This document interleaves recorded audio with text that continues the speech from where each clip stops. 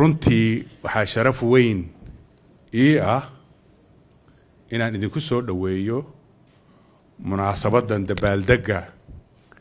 qalinjabinta ardada daraasaadka sare ee jaamacadda Muqdisho mudane ra'iisul wasaare mudane wasiir mudane yaaliye marwooyin waxaa maanta hortiina fadhiya in ka badan 205 arday oo Muqdisho University ka baxay daraasaadka sare oo u kala qaybsan sidii hore loo sheegay master iyo PhD iyo diploma sare oo maanta hay'adaha kala gedisan ee dalkeena ka shaqeeya oo rajaynayo inay cilmigan ay barteenna ay wax fiican ay sii qurxin doonaan shaqada ay maanta u hayaan qaranka Soomaaliyeed ayaan rajaynayaa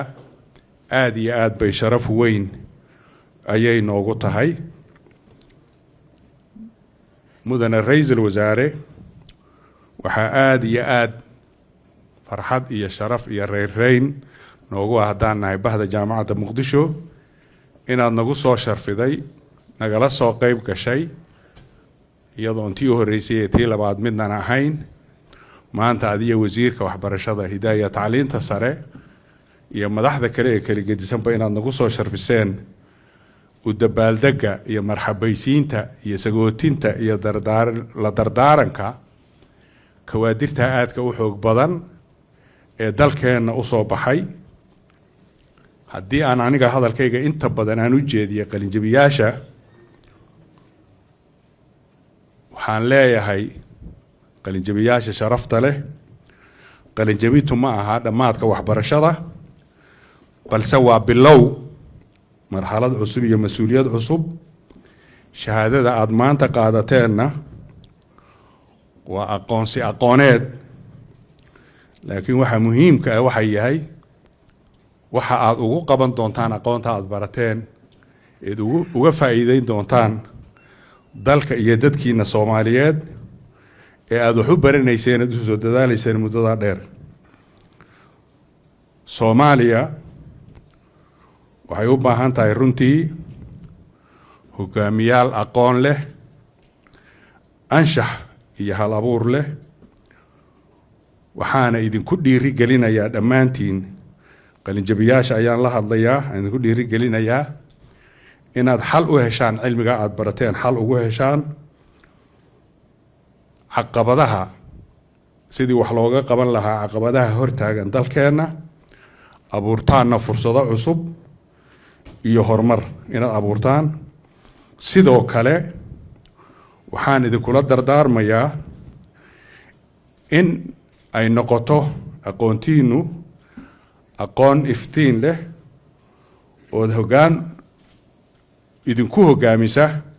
inaad wax uga bedeshaan bulshada Soomaaliyeed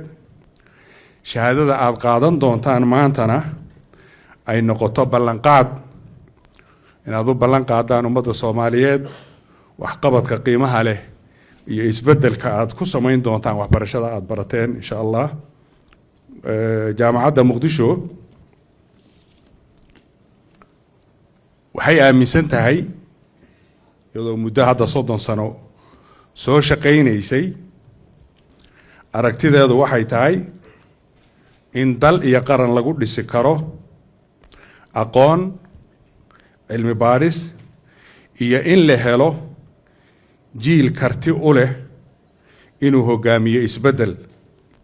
sidaas darteed